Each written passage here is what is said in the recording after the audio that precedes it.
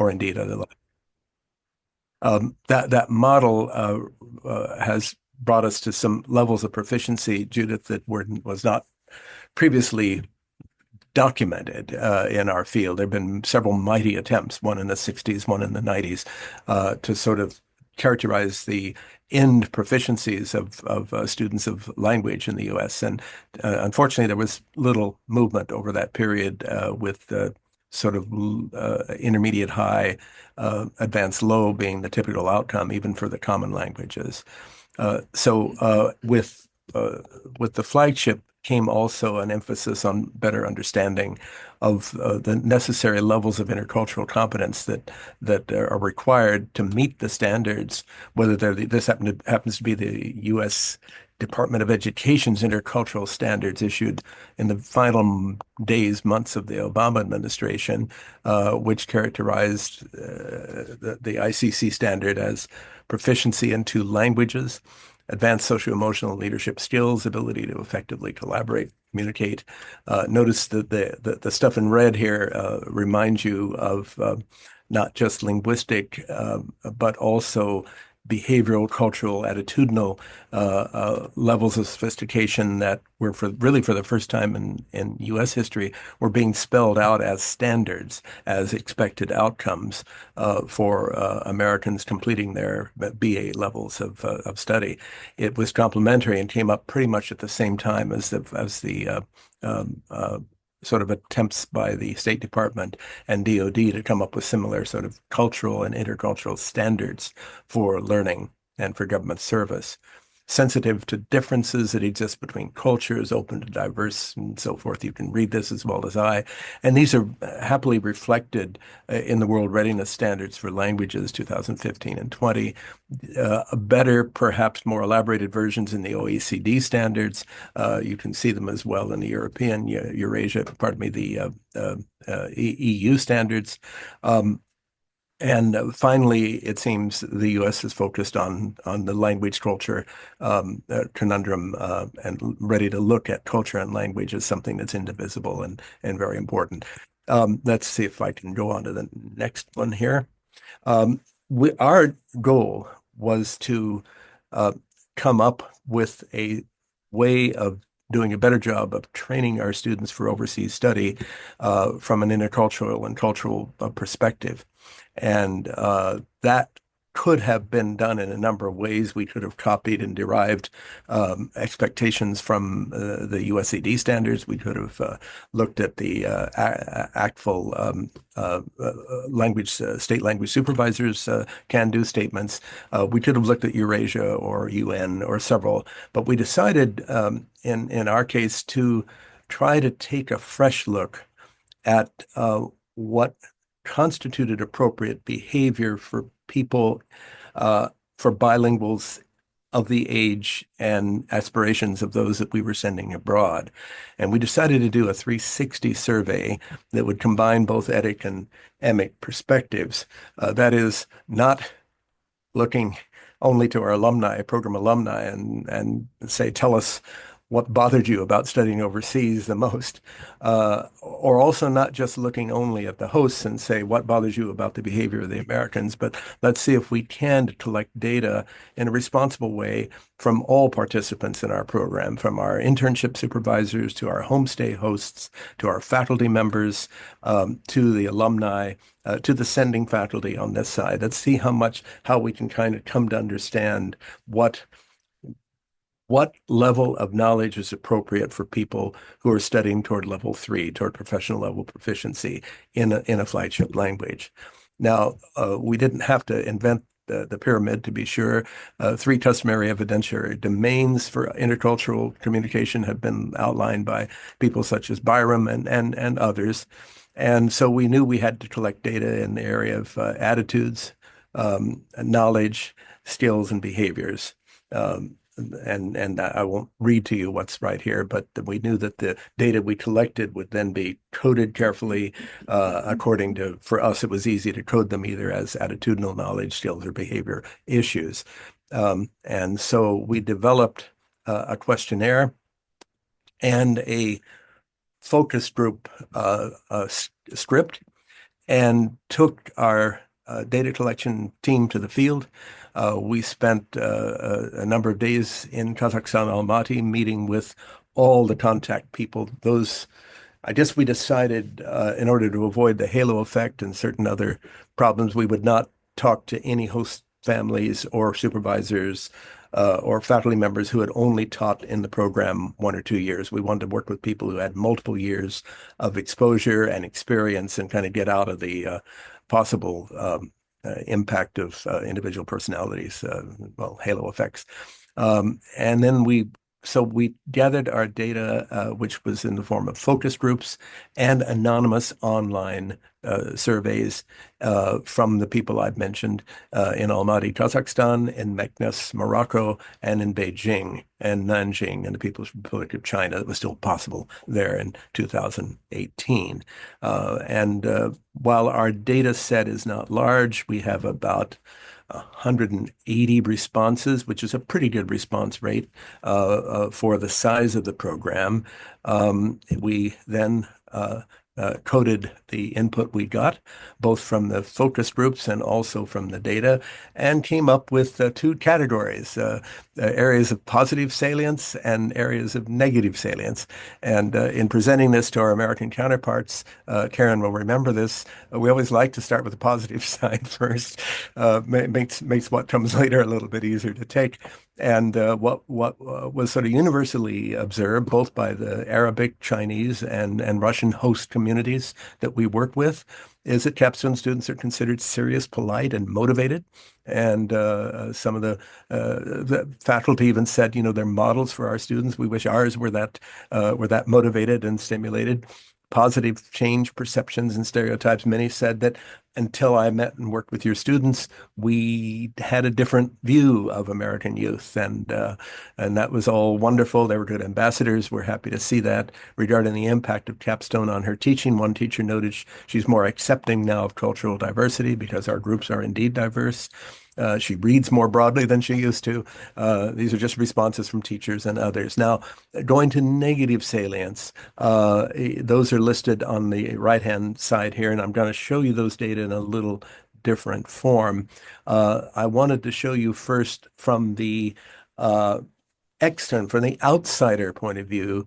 I'm going to zero in now a little bit more on, because this is a Russian conference, I'm focusing more on Kazakh data here, and I put the Chinese and Arabic stuff away for a moment. The Westerners, the Americans, noted social hierarchies as an issue that basically didn't understand them. That there were a lot of ideas about health, medicine, and nutrition that they found strange.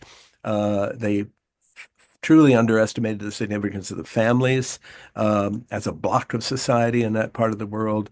Gender politics, a big challenge. Collectivist mentality.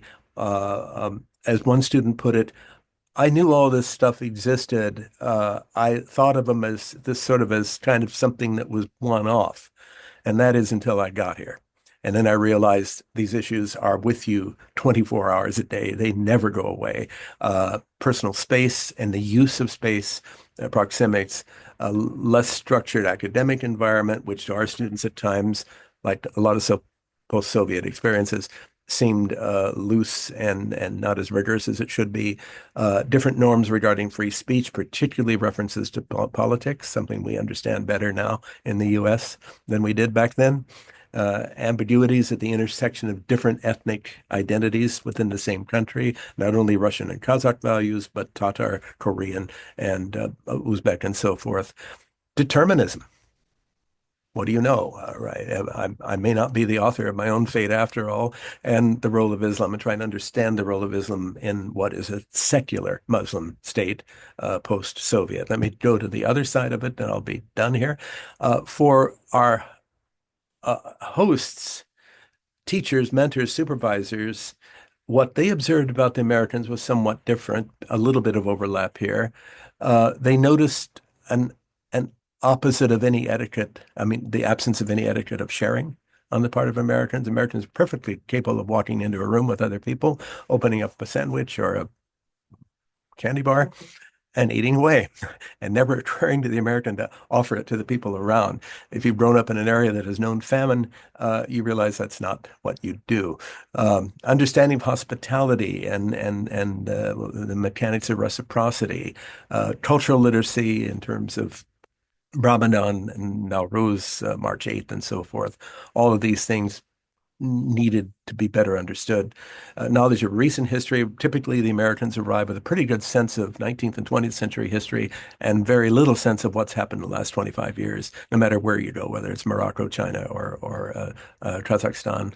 Classroom and workplace social etiquette, expected behaviors, who stands up when, how do you walk into a room, how do you greet, if so, whom, knowledge of family life, role of religion, understanding of local politics, perceptions of time and roles of relationship. This is a lot here to deal with, but we have good data on each of these areas that shown us that both in our scenarios and in our pre-program preparation, if you don't prepare for these issues, you can be assured that they will arise, and they'll arise anyway. But if there are ways you can prepare your students for the change, that's out there. So that was the results, kind of once over quickly, dash across the horizon of what we found in our 360 survey. Lee, back to you. Thank you, Dan. That was a phenomenal introduction. It really puts us in the place to understand how learning happens. And so if you could take down your slides, Dan, then Karen will be able to put hers up. Okay, thank you. There we go. And I'll be able to make several echoes of what you say at the very end of the panel.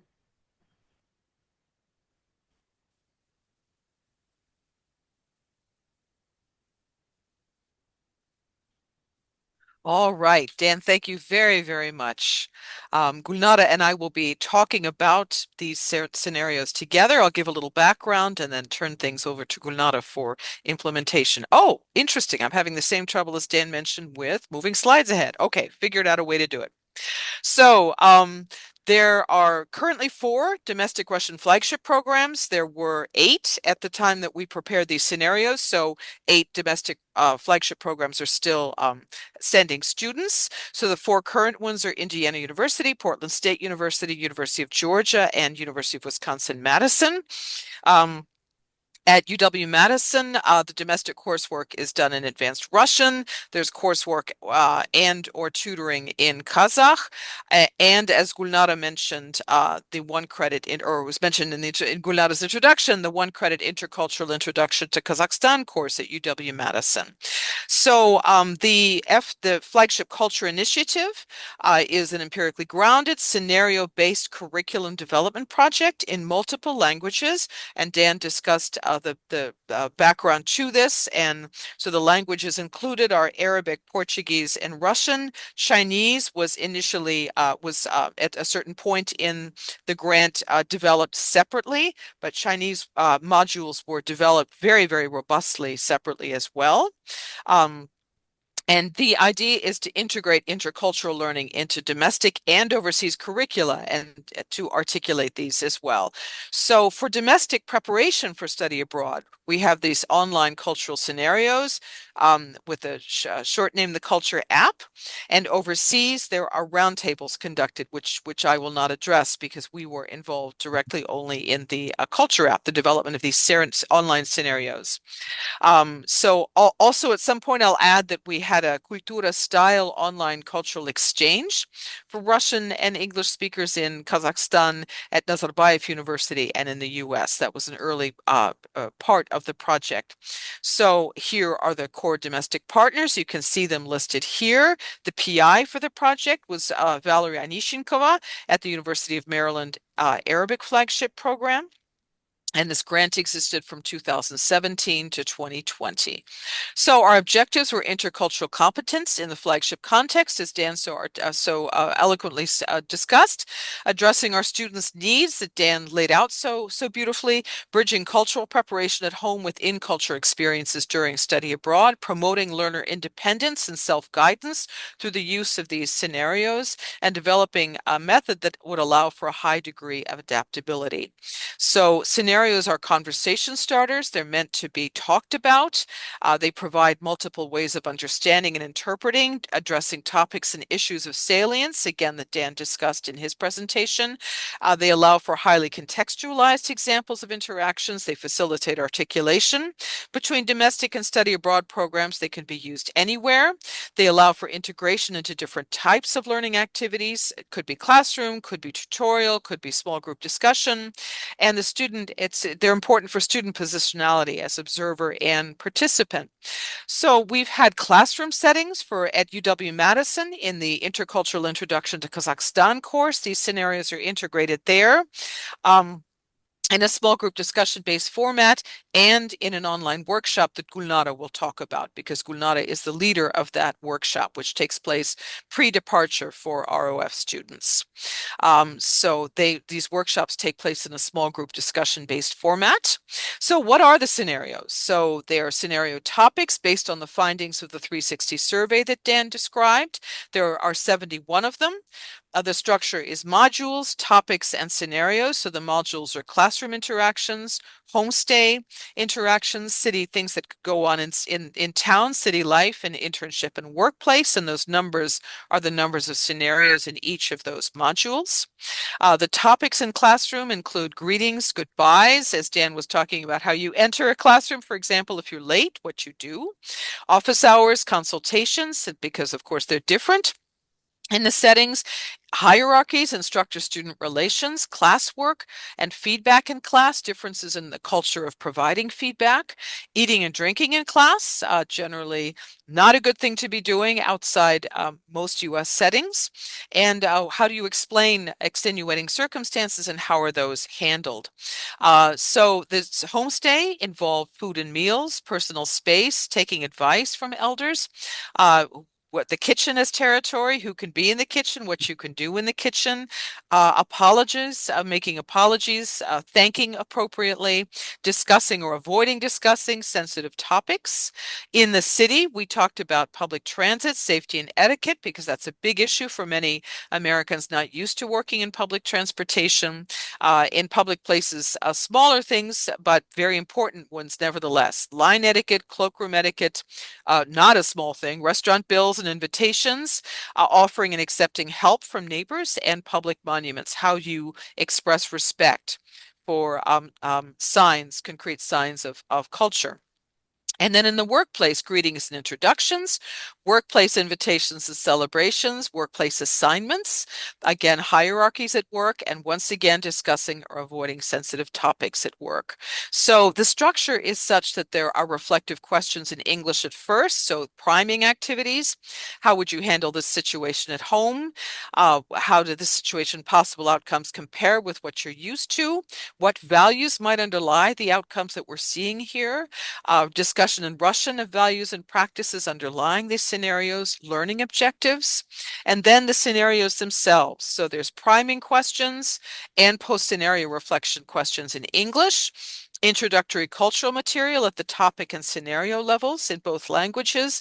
A context is set in English. There are culture notes in Russian, for example, about the use of specific words in specific contexts, language notes that may be more word focused, more linguistically focused than the general cultural context, and then the scenario, the vignette. A judgment task, students decide to what extent something is appropriate or inappropriate, and feedback on each option, all provided in Russian. So here is what this looks like. I will preface this by saying that at the moment, the screenshot is all we can show you because these scenarios are temporarily offline. They are being reviewed by our federal sponsors in Delencio, and we hope that they will be up soon. Unfortunately, we don't know when they'll be up, but we hope it will be soon. And we've been told that the Russian scenarios are being prioritized precisely because of the workshop Gulnara should be conducting in August. So you see their language notes, you see these tasks, you see feedback, you see reflective priming questions before, reflective questions afterwards. Excuse me. Oh, I beg your pardon. That was a mistake. So Let's see, these are my slides or Gulnara's? Excuse me. I clicked on something I shouldn't have clicked on. So that is the basic structure. And I am going to unshare and share again to find the right place in the slides before I turn this over to Gulnara. Excuse me, I beg your pardon. So here we are. I will now share again to turn over the floor to Gulnara to talk about the workshops. There we are. Gulnara, the floor is yours. Thank you. Thank you, Karen. Okay. Hello, everyone. I'm happy to talk today about my experience teaching the flagship culture scenarios. I have had opportunity to teach this workshop 5 times, starting in 2020. Since 2020, we have held online workshop for Russian flagship students from several different universities. We use Zoom, video conferencing, and small group discussion-based format. In 2020 and 2021, it was 3 days of workshop immediately prior to start of Russian overseas flagship program. In the past 3 years, we shortened it 2 days after students requested it. So next slide. We discussed these scenarios should be concerned first. With limited time in workshop, we couldn't cover all the scenarios, while a large number of scenarios would be better. But with just 2 days, it was hard to choose some scenarios and leave out others. So scenarios that provoke the most discussion among students from homestay, personal space, taking advice from elders, in the kitchen, from city life model, public transit, restaurant who pays the bills, standing in line, from internship and workplace model, expressing apologies, thanks, invitation and celebration, discussions or avoiding sensitive topic at work. Of course, for the form of the online seminar is different from traditional classroom. One of the most productive online activities is dividing the class into small breakout groups. Then all students have the opportunity to express their opinion. Students actively participate in the discussions. Some of them have already been to Russia, Kazakhstan, and other Russian-speaking countries. It was interesting to hear their opinions. They were happy to share their expressions. Let's look at some scenarios that provoked the most discussions. Because the workshop was in Russian, I will switch to Russian. Давайте остановимся на некоторых сценариях. Сценарии, связанные с личным пространством, всегда вызывают интерес и спор, поскольку личное пространство в русскоговорящих странах отличается от США. Поначалу, помню, что студенты вначале были недоумения, почему в их отсутствии мама этой семьи часто заходит к ним, чтобы убрать комнату, почему люди стоят близко друг к другу, почему люди прикасаются к тебе без предварительного на то согласия. Прочитав сценарий, студенты нашли ответы на свои вопросы. Надеюсь, и мы постарались донести до них, что личное пространство в бывших странах СНГ намного меньше, чем в США, и не стоит болезненно реагировать на это.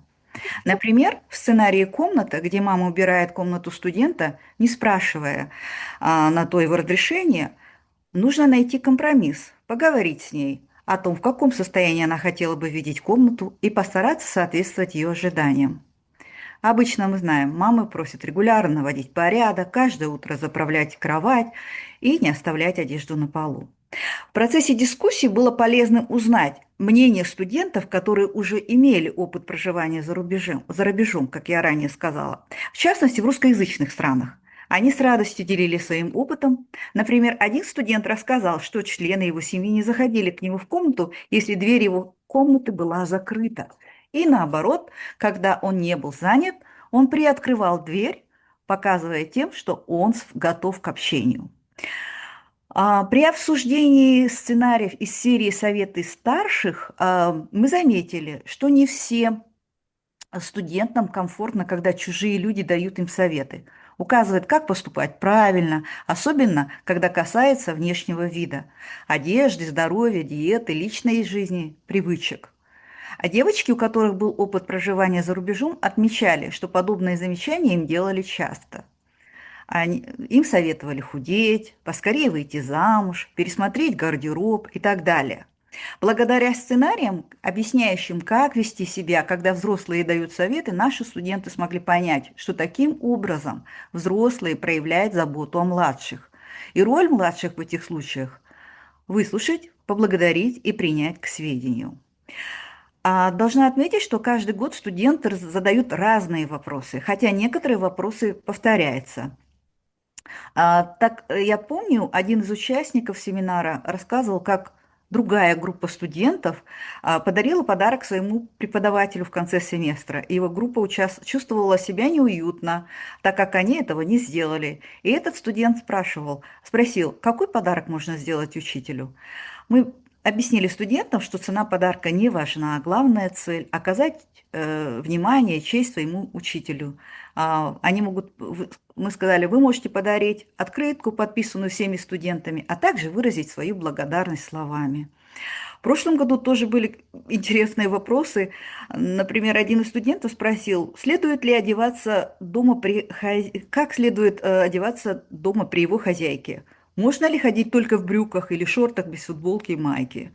А девушек интересовал вопрос дресс-кода в университете, на работе, кем он должен быть, насколько он строг. А также обсуждение сценария, кто должен платить в ресторане, тоже вызывает вопросы.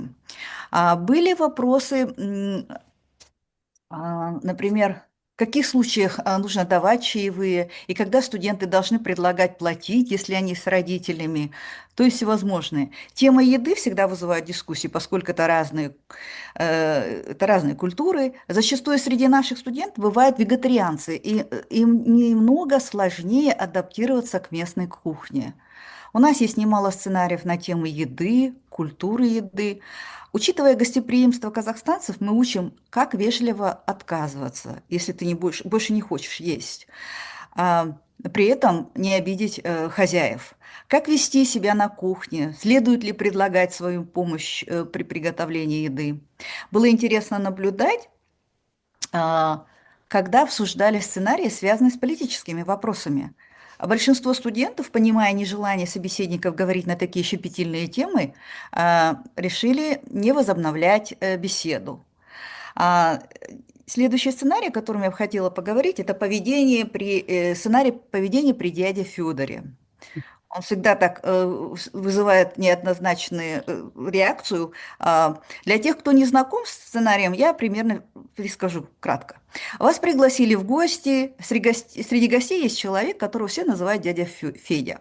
Он, в отличие от других, говорит то, что думает. Очень консервативный, в чем-то даже резкий. Не всегда его суждения нравятся другим. На удивление, наши студенты, отвечая на вопрос, как они будут вести себя при таком человеке, пришли к общему мнению, что лучше по возможности минимизировать общение с таким дядей. Некоторые говорили, что у них есть опыт общения с подобными людьми. Они примерно знают, как вести себя с таким человеком. Да. Как уже было сказано ранее, те студенты, у которых был опыт проживания в бывших странах СНГ, либо в других странах, они активно участвовали в семинаре, делились своими впечатлениями, отвечали на вопросы других участников семинара. Если говорить об опыте проживания студентов за рубежом, то можно сказать следующее. В 2020, 2021, 2023, 2024 годах у участников семинара был опыт проживания за рубежом, а в 2022 и 2023 таких студентов не было. Это, конечно же, отчасти связано с периодом пандемии, когда выезд за рубеж был невозможным. So, in conclusion, it has been incredibly fulfilling to teach the flagship culture scenarios over the past 5 years. Students were learning a great deal about the culture and themselves, as demonstrated by the conversation these scenarios sparked about negotiation, social norm in Russian-speaking in Kazakhstan.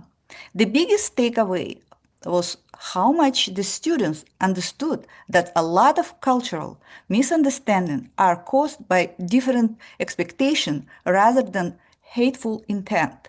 These cultural scenarios turn out to be effective resources for getting students ready to live and learn in place like Kazakhstan. Many students felt more prepared to deal with the routine and unexpected by the end of each workshop. This discussion will certainly continue to be an essential component of our cultural preparation of students as we continue to hone and improve in the workshop format. I'm grateful to have been part of this project and look forward to seeing how it evolves in the future. Thank you. Thank you, Karen and Gulnara. That was fantastic. Very interesting. And now, Dan, we turn it back over to you to tell us about the cultural roundtables. This is a different portion of the app, or at least when you go online, there's another activity. Just a second. Uh-huh. Just 1 second, sorry. We'll bring it fine. back up. So what I found interesting with the Culture app is that there are, and I didn't know this originally, there are exercises there in Russian and it provides vocabulary as well. And then the roundtables are scenarios with roundtable discussions. And so I learned about the roundtables before the app and the scenarios. Okay, here you go, Dan. Okay, is the slide visible now to all of It you? is, yes. Thanks very much. Let's see if we can do it from the beginning. Sorry.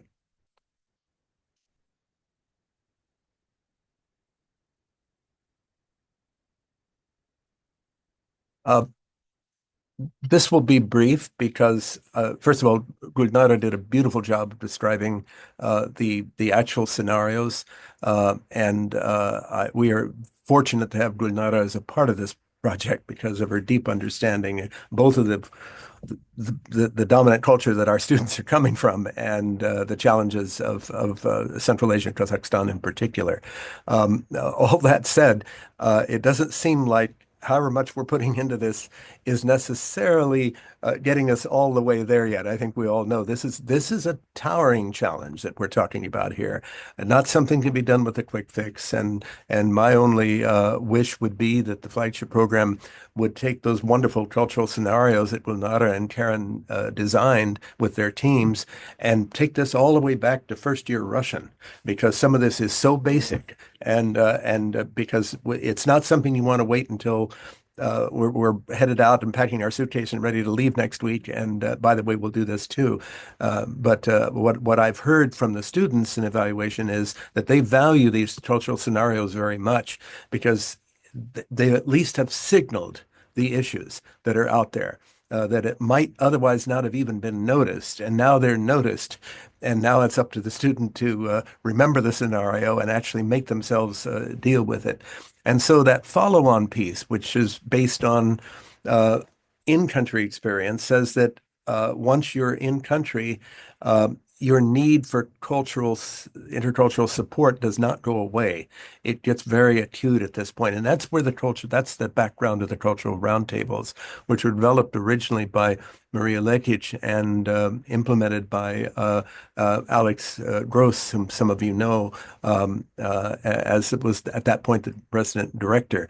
The program. The cultural roundtables sort of try to pick up where the scenarios leave off with the same 360 background, but they have these two learning objectives, and that is now that you're here and now that you're immersed in this every day, you're learning, we want you to try to learn to anticipate, to recognize and manage these cross-cultural differences effectively and appropriately. And those are two tall challenges. You can be effective but not appropriate, or you can be appropriate but highly ineffective.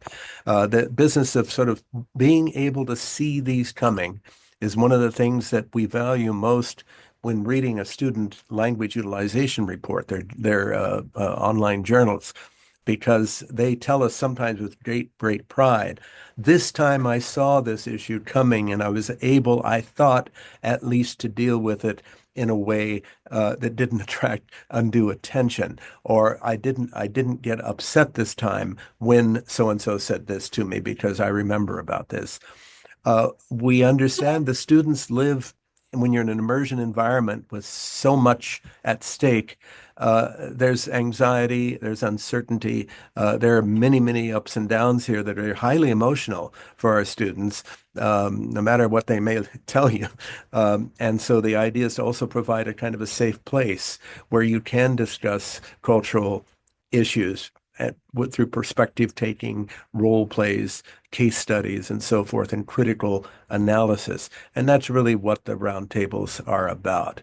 Um, Based on the same 360s, their effort is to try to first take a case study, and the case studies might come from the 360 list, or they may come from actual cases that students have brought to the resident director to the program. Very often it's the latter. And the idea is to sit down in a friendly, safe environment and begin by depersonalizing the event. The roundtables are conducted for that reason in English, so that everyone around the table is on an equal footing. It's not going to come down. We're not showing off how good our Russian is in this case, or we're not competing one with another. This is all strictly an even play field, and you use English in effect to make those first culture, home culture, and target culture comparisons. The scenarios are often then depersonalized through role plays or through case studies, analysis of case studies, or other kinds of open discussions. And they're kind of kept, each participant contributes, they work in small groups, and then they get together and share their comparisons and their findings. So it's a kind of a case study analysis. And everybody, before they leave, everybody jots down. They jot down a reflection early on what they think is going on in this case, and then they write down a second reflection before the group breaks up. Uh, Group leaders typically do this in their apartment.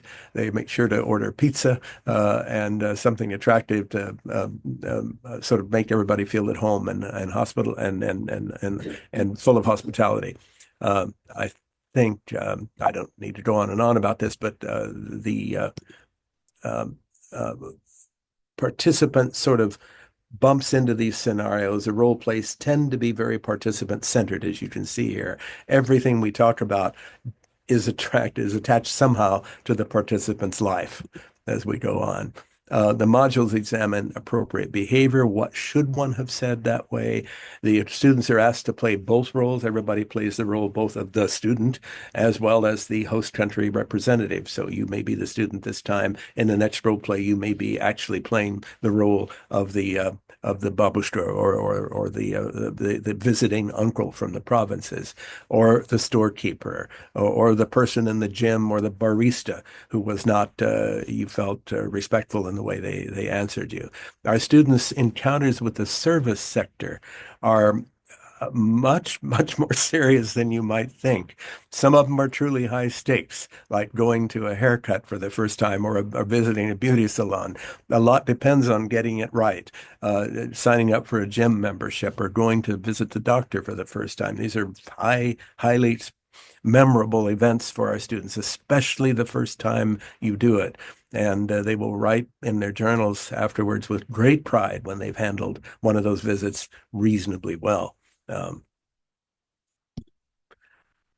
the materials, to get back to the brass tacks, the materials are therefore essentially a discussion leader's guide, made not for the student, but for the group leader. And the discussion guide consists of a clear statement of what's the objective of this particular meeting.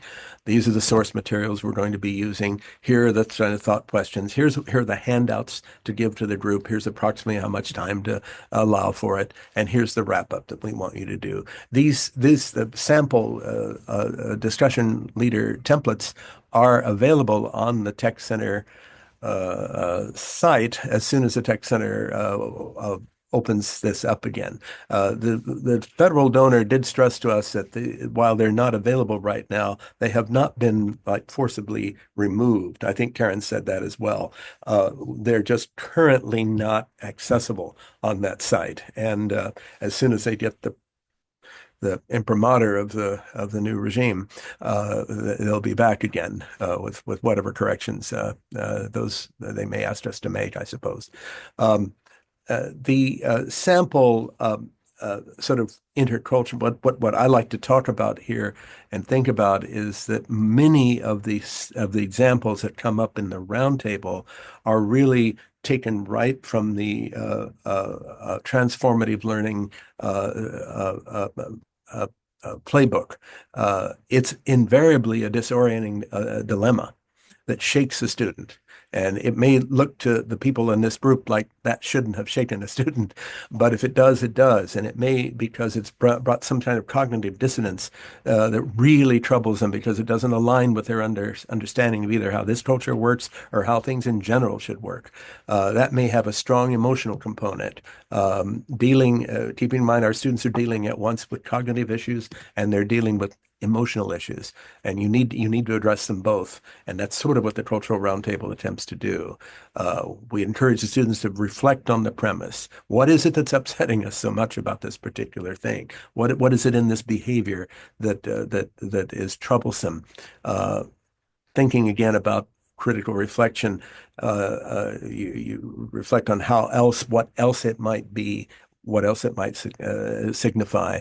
I like the way Gulnara put it. It's about intention. It's not about your impression of what the person just said. And finally, what's our action plan? Nothing's going to change here necessarily. So what are you going to do so that next time this doesn't upset you in the same way? And that's sort of the way the system works. This is actually just one example. This is a true example that this week I was sick. So I realized that in Kazakhstan, people will always tell me exactly why I got sick, what you should have done to avoid it, and how you should heal. Premise reflection of the student talking now. This actually was a Wisconsin student. It doesn't matter who. To me, it seems a little funny that someone would tell you how you got sick, since it seems like something you can't really pinpoint. That's an American talking there.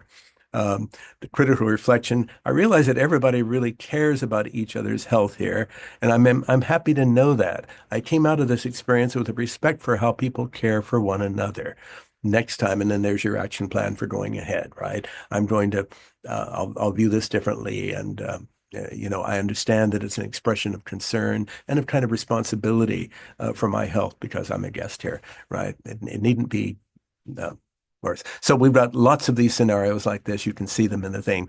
Thank you, Lee. I've gone way over my time. I apologize, but you saw the whole thing. It's fantastic, and I'll be able to take it off from here. If you collapse your slides, take your slides down, I can hopefully pull mine up. I was having some issues with the fact that I'm recording, but it looks like this is going to work. Oh, for some reason, hold on. Okay, great. So I'm going to talk now about how I adapt the Flagship Culture Initiative for use beyond the Flagship program, and specifically the scenarios that Dan was talking about. For those of you who don't know me, I teach at a independent co-ed Quaker day school, so pre-college. It's important for you to know about our population because as Dan spoke, as we've all spoke to, the students' culture and background informs our reaction to culture. So our school population is 44% students of color. They're about 30% in Russian classes.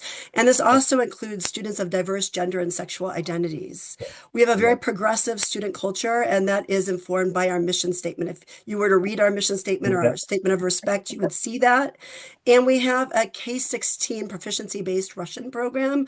I'm the upper school teacher, so I teach all students grades 9 through 12. They come to me at about novice mid, and my target is to get them to intermediate high, which about 70% of them get there. Occasionally, some students cross over the threshold, often students who have done an SEY summer, occasionally heritage students. Class size is small. I'm capped at 18, and I can have as few as 8 students in a class.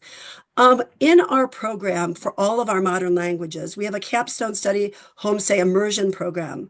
That's only 17 days, but we try to make the best use of 17 days that we can. We have a homestay, we have a language pledge.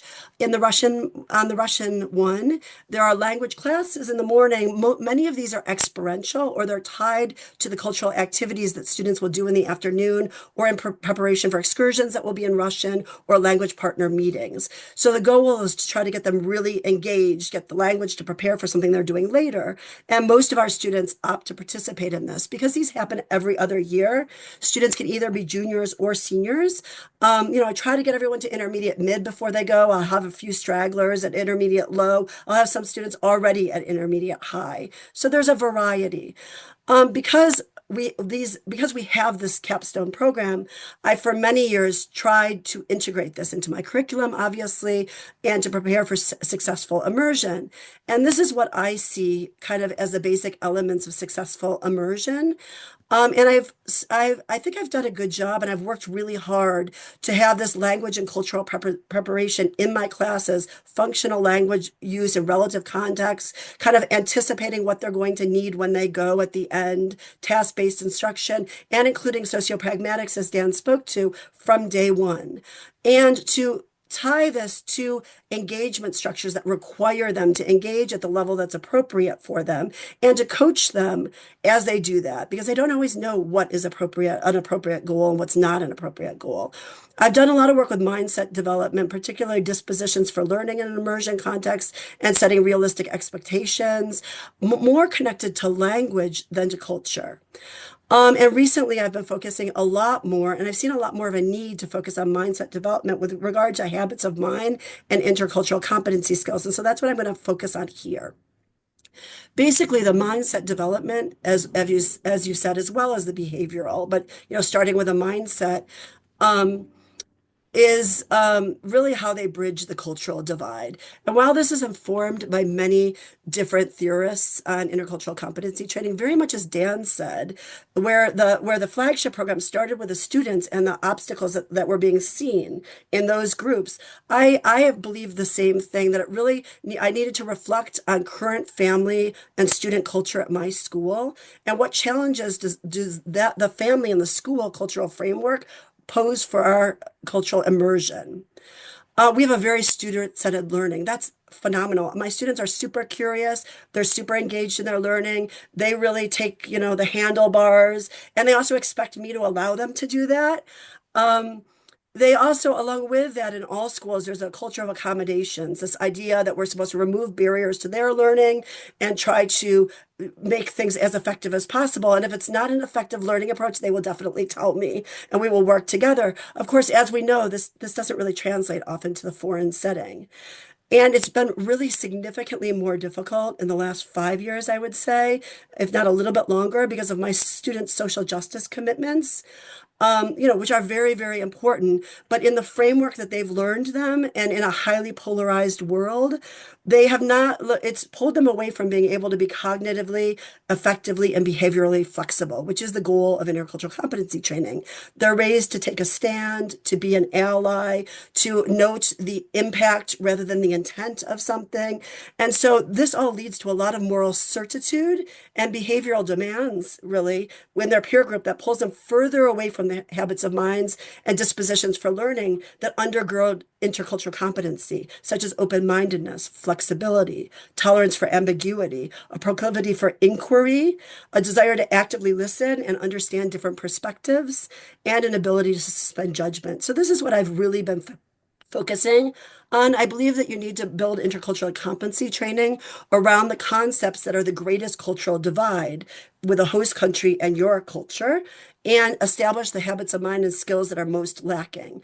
And so you can see here the ones I've identified that would be true for Friend School students for sure, and I think for lots of our American students. These are the habits of mind that I'm really interested in working on. I notice there's a longer list of habits of mind than there are even of the concepts. And as I do that, I try to acknowledge the student experiences, their challenges as they're going through this process.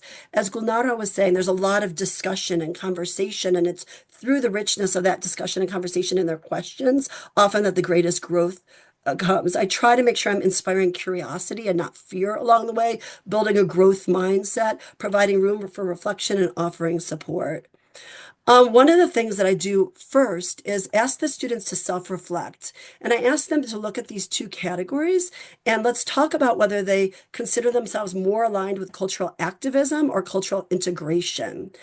And what's interesting, our students are very nuanced and they often say, well, sometimes I'm an activist and sometimes I'm more interested in integration. I like cultural harmony, but if it's really wrong and I really believe it, then I stick up for it. So, I have them do this first. And as you can see, they can't see the other side. And then I said cultural immersion. And I asked them to try to help me fill in this chart and what do they think is demanded. Um, and so we eventually come to this. And I'm doing this one at a time with them.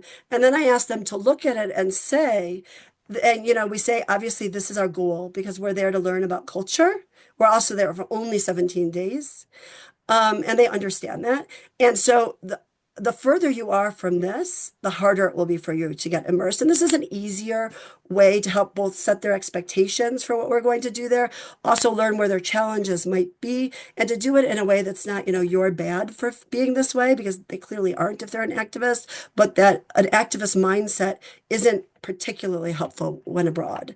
And so this is the cultural roundtable that I did with them. And I chose this one year because I had a student that is particularly inflexible and parents. And at the pre-college level, you're also dealing with the parents and parents who are also inflexible. And I had an entire meeting with them about me having said something about eating and them needing to talk to me about the way they raise their child and how they give her choice. And they do not want her to be coerced into doing anything and to eating certain things.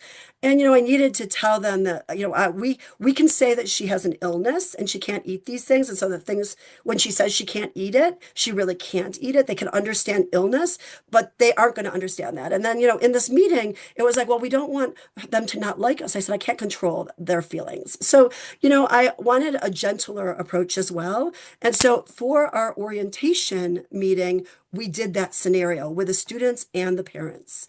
And I'm going to really quickly read this because in order to understand how we did it, you actually have to understand the scenario. And this will give you a zoom in for what Dan was explaining to you. So it starts with a setting of the scene, description. Jim, a 21-year-old American college senior, is studying abroad for 1 year. He lives with a host family composed of a father, mother, a 15-year-old host brother, and a 10-year-old host sister. Jim is a college athlete. At his home university, he is a racquetball champion. Jim is fast-moving, slim individual who works out at the gym about 4 times per week. Jim liked his host family, but struggled to adjust to their home life. Jim enjoyed spending time with them, chatting and participating at various family activities. Jim's host brother started working out at the gym with him as well. But Jim found meal times especially hard. Jim is a vegetarian in a family that often eats meat. His host parents always urged him to eat meat with them, but he repeatedly explained that he is a vegetarian and does not eat meat, and this is not a reflection on their diet or eating habits. He added that even when he is at home with his parents, he still doesn't eat meat, even when they do so. After a couple of months, his host parents accepted his dietary preference. About 6 months into his homestay, the grandparents came to visit for a special family occasion. His host parents hosted a special dinner for their extended family to celebrate this occasion, preparing a spread of traditional food and delicacies. At the dinner table, Jim was given a place of honor and seated between the grandparents. Dinner was served, and the following conversation ensued. And this is the fun part. I won't read the names. Jim, the grandmother says, I see that you are not eating any meat. Here, have some. No, thank you, grandmother. I do not eat meat. Grandmother to the host mother. Serve him some. He does not have any on his plate. The grandmother to Jim. Here, try this. It's delicious. It's an old family recipe that I learned from my grandmother and taught to my daughter, who will also teach it to her daughter. Jim. No, thank you, Grandma. I'm sure it's delicious, but I don't eat meat. The grandmother. Don't be shy. Have some. We only cook this type of meat for special occasions. Here, do you want this piece or that piece? Take this piece. It's bigger. It's better for you. The host mother. Mother, Jim does not eat meat. It's okay. He's eating from all the other dishes. The grandmother. What? What do you mean Jim does not eat meat? How can he not eat meat? Is that true, Jim? Jim, yes, grandmother, I'm vegetarian. Grandmother, vegetarian? What? This cannot be good for you. You need meat to make you healthy. Jim, I'm very healthy. I eat many other things that give me good nutrition. Grandmother, grandfather, did you hear this? Jim does not eat meat. Can you believe that? Tell him he has to eat meat or he will become anemic. Grandfather, Jim, have some meat like grandmother said. You will become weak and anemic if you don't eat meat. You need that especially because you do so much sports at the gym. Eat, eat. And you can just hear kushai there. Jim says, I'm really strong and healthy, grandfather. Look at my muscles. See, check this out. The grandmother, touching Jim's bicep, says, yes, yes, I can see that. But Jim, make sure you take care of yourself, my son. Yeah. And so this is the cultural roundtable. I know this is a lot on a slide. You're not expected to read it, but as Gulnara described it, it is led by a moderator. It's intended to be done in 80 minutes, or at least so that's written. The students are asked to complete the scenario, and then this is moderated by somebody capable of moderating, and it's a roundtable discussion. And so I needed to adapt this design, one for my audience, but two for something that would be no more than 45 minutes. I really thought it would be 30, but it ended up being more like 40. And so I adapted it in the following ways. And I had some other reasons too, which you'll learn as we go through it. I made the tasks to introduce the characters and then act out the scenario. I actually had students act it out, which I will not do again because some of their intercultural misunderstandings were translated in their way of acting it out. And so that was super interesting as well. Another later maybe discussion, but that was really enlightening to me. And so we had the students act it out. They were assigned a character. And then the groups, each group, there were 30 people there because they're parents as well. There are three characters who aren't Jim. I didn't let anyone be Jim. There's the grandmother, the grandfather, and the mother. I had two groups that were the grandmother, two groups that were the grandfather, and two groups that the mother, mixed student and parents. And they had to think about how the situation is understood from the perspective of that character because I wanted them to work on perspective taking. And I limited it to these 7 questions. And they were supposed to work in their group to find out what did the character do first? Why do you think he or she acted that way? What do you think he or she is feeling about Jim's response? What cultural values are revealed through these thoughts, feelings, and behaviors? What notions surrounding health and wellness are revealed? How does that differ from your values? What are the notions surrounding concern, care, sharing, and inclusion and hospitality different from what you're used to? So that's a bit leading. Like if they get there, they can think, "Ooh, I wasn't thinking about that." What is the best ending for the scenario, and is the conflict resolvable? So after they did that in their groups, and they talked for a while, I then pulled up the dive protocol on my screen. And I said that I want us to talk about the dive protocol for a few minutes. And the dive protocol is a protocol for discussion that requires you to go in steps. So it requires one to slow down. We tend to analyze reality from our own point of view, as we know, and to make premature judgments, often jumping to conclusions based on personal values or emotional reactions, right? And so this protocol is to attempt to point that out to them. So I asked them that they're going to go back and look at this, and they need to first describe, sticking to the objective and observable facts. Not thinking about how it makes them feel or how they interpret it, but only what they can see. Interpret it. When they get to the point of interpreting what they see, I want them to come up with at least 3 interpretations. And then I want them to verify, and really through asking questions of someone who knows more. And the person who knew more was me in the room. And so I also wanted them to come up with their own questions. What more information do they need? Because this is a skill that I wanted them to have abroad. And so I wanted to see if they could ask the questions to get more information and to see what maybe they should ask a question about. And only then to evaluate their interpretations, decide what they value, how it makes them feel. And this is from AFS Intercultural Programs, that protocol. And so I described the protocol, and then I put this slide up and I asked them to revisit the questions, doing the things that I note here. And I wanted them to jot down the details from the text and to talk about, was their original description objective or was it subjective, and what made it objective or subjective?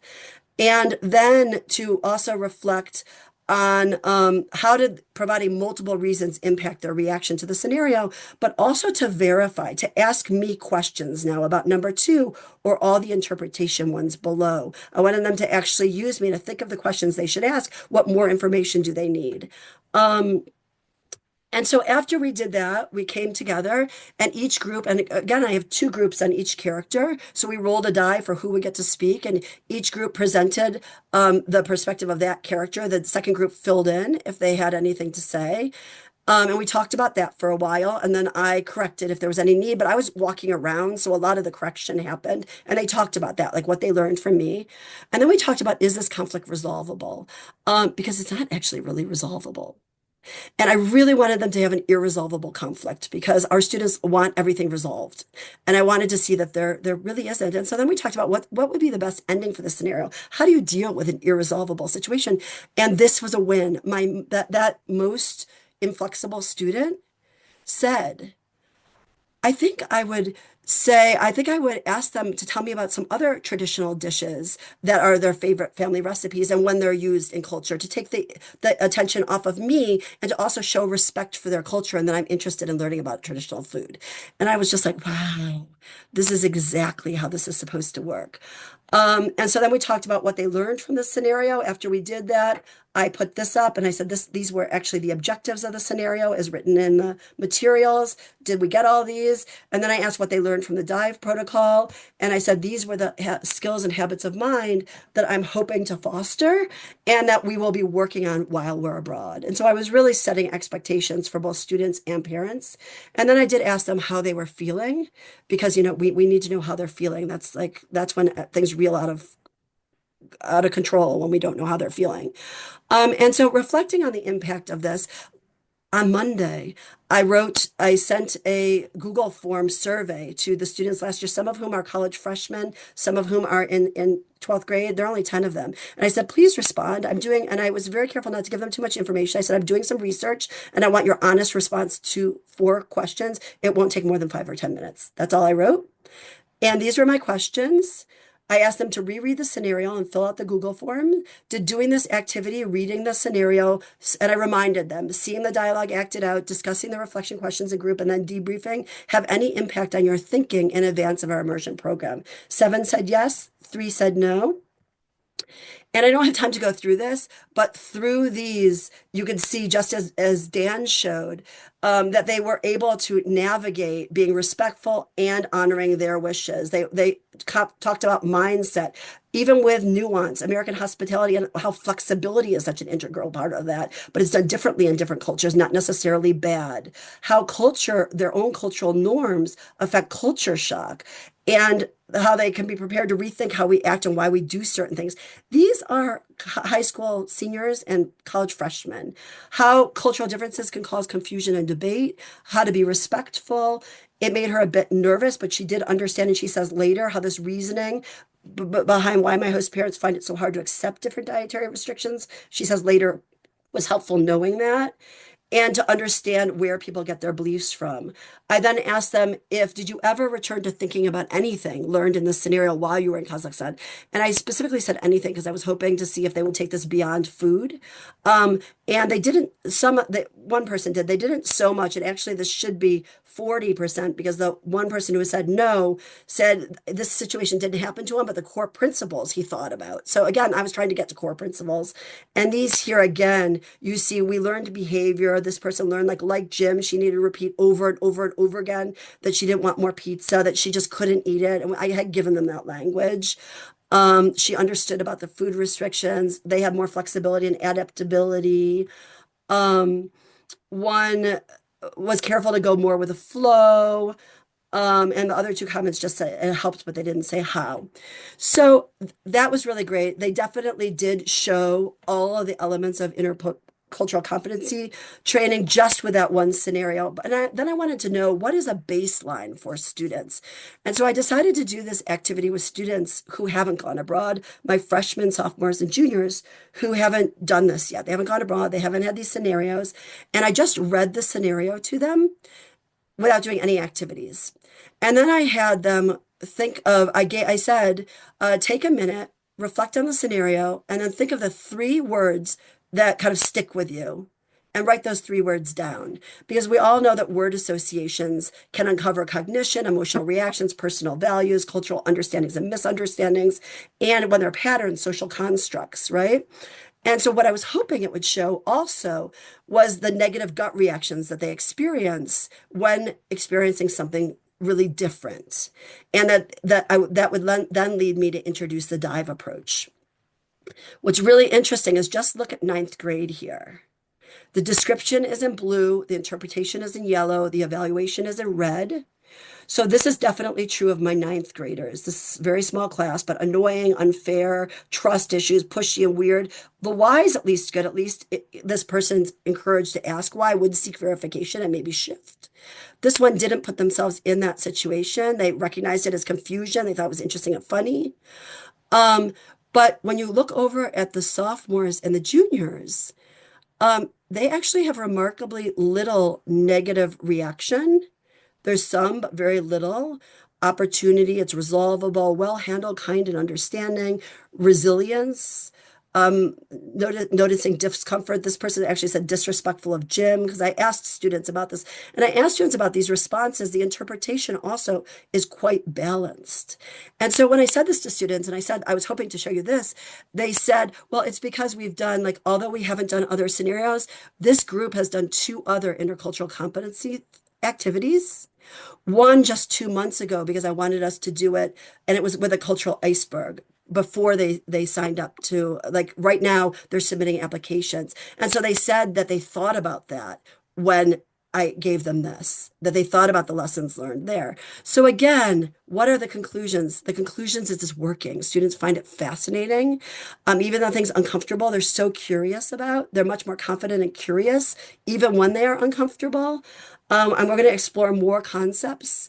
I think I'm going to use Hofstede's cultural dimensions and globe to show them the difference between Kyrgyzstan and the US in different cultural categories, dimensions. I need to integrate more language. This is all in English. And so I'm going to go back to what Kieran was and Gulnara were talking about and perhaps do critical incident journaling and make it a final interview question. I have had the benefit of having alums who have gone on the flagship program talk to me about just how incredibly meaningful the URLs were to their learning and just development as people. And so doing more process with students to talk about these things, I think will be important.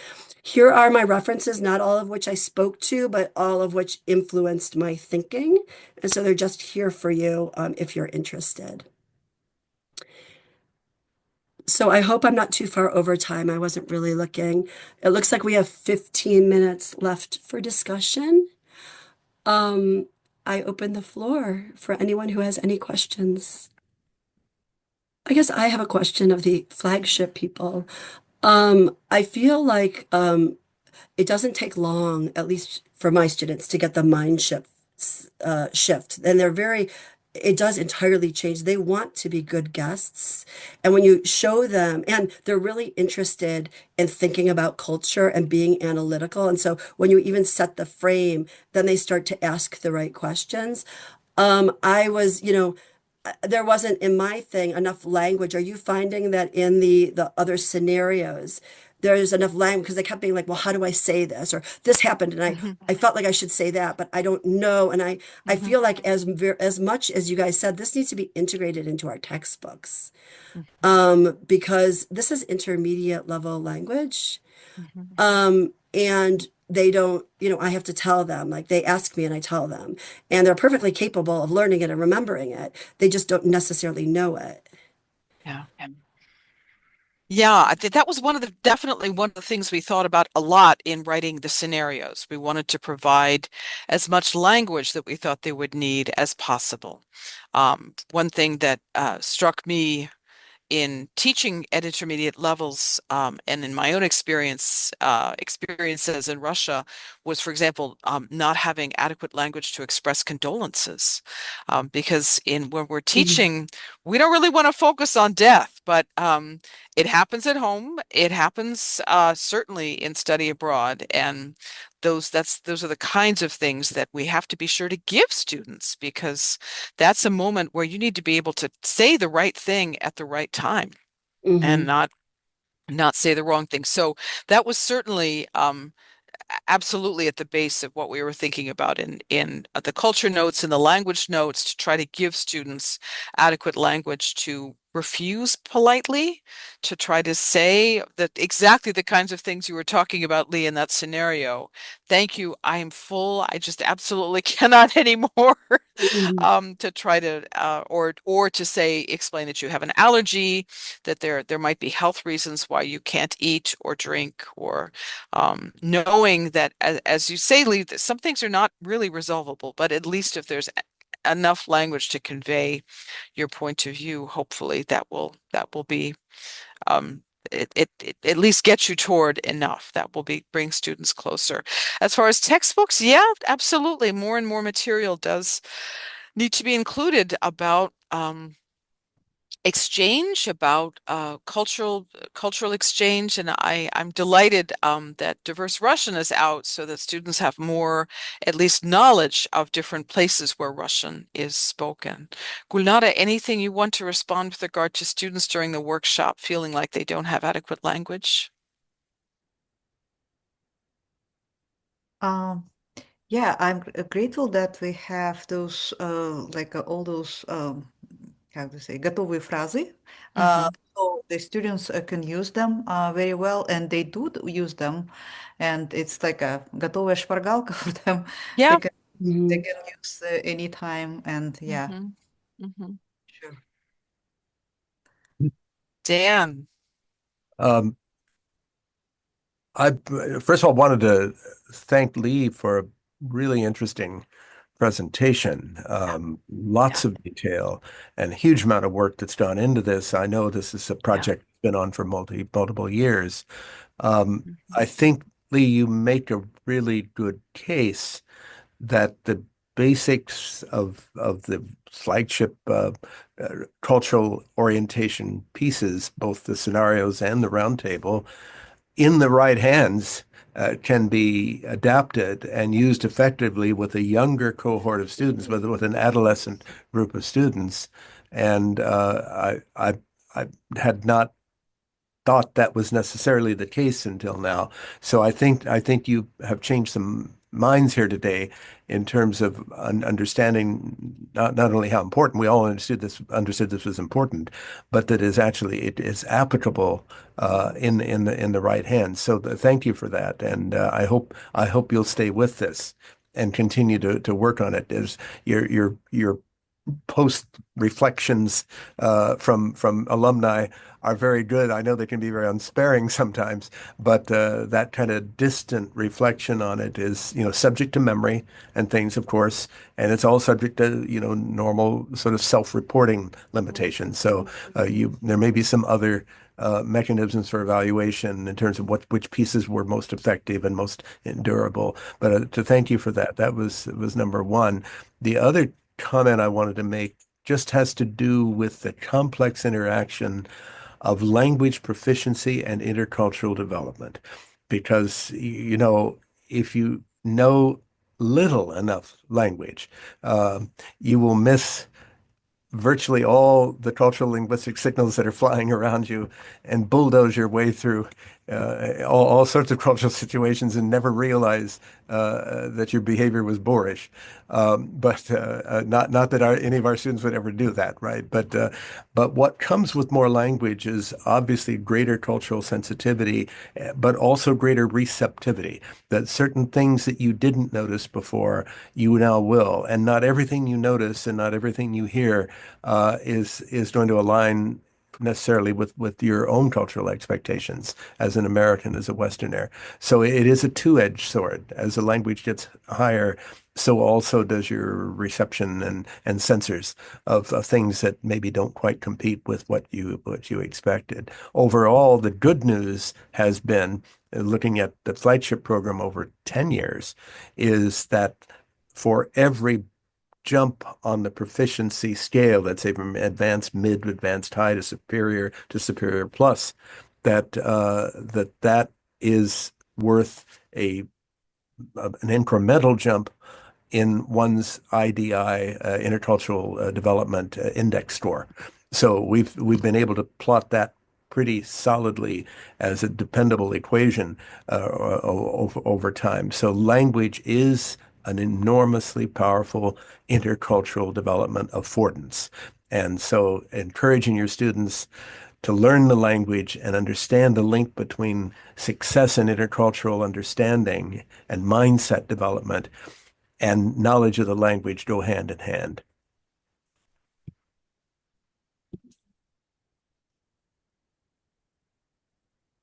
It also, I think, makes them interested. Like they become no one ever stops taking Russian after they go abroad. It just doesn't happen. And almost nobody goes abroad and doesn't take Russian in college. So I think this is just one of the things we have to think about in the way we teach our low-level classes, both at high school, but also at college, is integrating those kind of teasers, as well as ways to facilitate that, of course. We're going to talk about gaps in study abroad on another panel tomorrow. And so that's one of the things I'm going to talk about. Because I do recognize that I'm very lucky that I have the same students for 4 years in a row, and I am integrating this whole program. So I have the vision of the entire thing. And so from first year class to the study abroad office is like a huge gap. And that the people don't necessarily, and then the level one could be a graduate student TA. You know what I mean? So not everything is scalable, I guess, but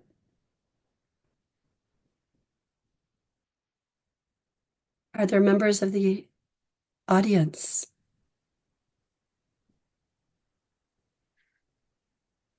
If there are no questions yet, I'm going to jump in with a COVID question. So, one of the things that that Gulnara raised with regard to the workshop is that there were students who did and did not have experience with study abroad during those difficult years when COVID made physical study abroad as opposed to virtual not possible.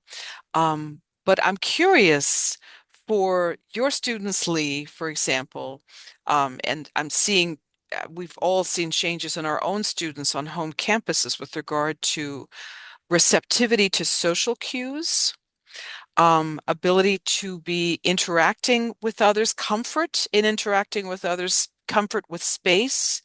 I'm seeing in my lecture hall, I'm teaching a lecture course for the first time in 7 years, a big one this semester, differences in students' level of comfort at just physically being with each other and interacting with each other. And I'm curious to hear from you, Lee, about whether that's affecting your students, your younger students' receptivity to social cues, their preparedness for study abroad, and so forth. Since your students you're working with now would have gone through COVID early in their school years, right? They would have been late in elementary school, I'm assuming. Yeah, Yeah, middle school. middle school. No, I'm not seeing that. And I think there are a Mhm. few factors. One, our classes are like when it was actually a beautiful thing when they came back from COVID, they just kept saying, I'm so happy to be there. Thank you so much. Like Mhm. they would say thank you at the end of every class.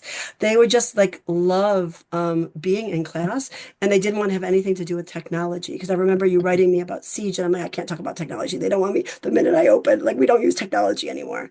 Yeah, Um, Tommy writing about that. Yeah, in you Siege. know, Yeah, so I didn't. And we good. were required to do an entire summer of professional development to learn how to best teach. And I think it was good ultimately, but it was a lot in a flipped classroom way. And we had meetings like with our students over Zoom. And like every day I said, if you don't do your homework, you're coming to like Russian help center. And my tutors were there. And I'm like, I don't care if you do it with the tutor. Like depression sets in when you're not with people. We'll do your homework together, like however we get it done. And so we had a real sense of community, and that this was kind of what all teachers did. And so I don't think and because we're a small place, like maybe that had something to do with it. Yeah. I don't think we experienced that. I do feel like also at least my students, and I think maybe probably all students, they want to do a good job, and it's when they don't know what to do or what the expectations are or how they can get Mhm. there. Like I'll be talking again more at the next panel, the next roundtable on the gaps. Like we do smart goal setting during those 17 days. And there's a lot of talk about like, how are you going to get that? That's a totally unrealistic goal. So they can't necessarily do this on their own. And then we talk through that, like, okay, that's a really hard goal. What are the benchmarks? And so I feel like as we do this, they're really eager. They just sometimes like if they don't know, they shut down. And so I do feel like it's the relationship and the connection that they have. And they were so hungry for that connection after COVID. And I see Liana shaking her head. So maybe she has something more to say about that.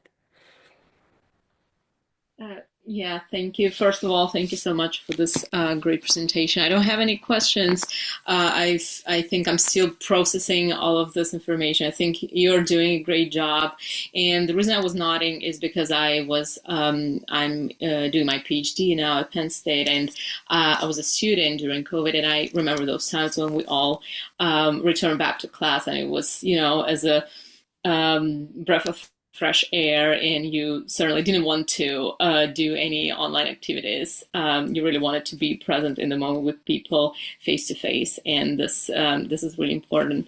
Yeah, I wanted to say that this first, this presentation was really insightful to me, and I like how you focus on this idea that you wanted to your students to understand that not all issues, not all conflicts are resolvable, and this is, I think, a very important thing to realize here is it's difficult to do in your native language, let alone in a foreign language. And I think this is really important to teach. And yeah, I think you're doing a great job developing this intercultural competence. Thank you.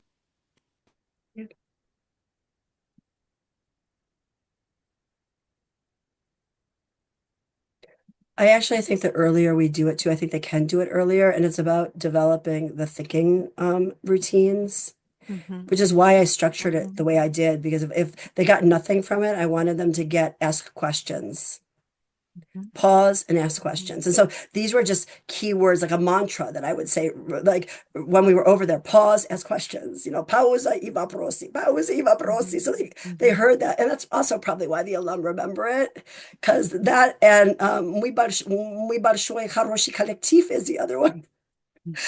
So they just hear these little mantras.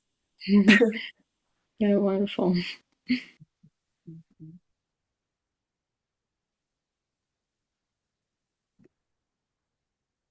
Okay, well, it looks like we have 2 minutes before the end of our panel. Is there anyone have a last word or a last question? Okay, well then I will thank my co-presenters, and I really Thank hope you. the Culture Thank app you is up all. soon, because what I need is the We other hope so side of it too. now. Yeah, we sure hope so too. We're all waiting with bated breath, and we know the work is going on, and so the signals are optimistic. We hope it'll be very soon, because we know that our funders' goal certainly is that students be able to use it in August. We sincerely hope they'll be able to use it far earlier. Yeah. So crossing fingers, all of us. Yes. Thank you. Thank you all very, very much. It's such a pleasure. Держим кулачки. And thank you all for coming. Thank you. I'll be curious to hear further about bilingual environments for cats too. We'll see what happens with that. Thank you all. Thank you. Bye-bye.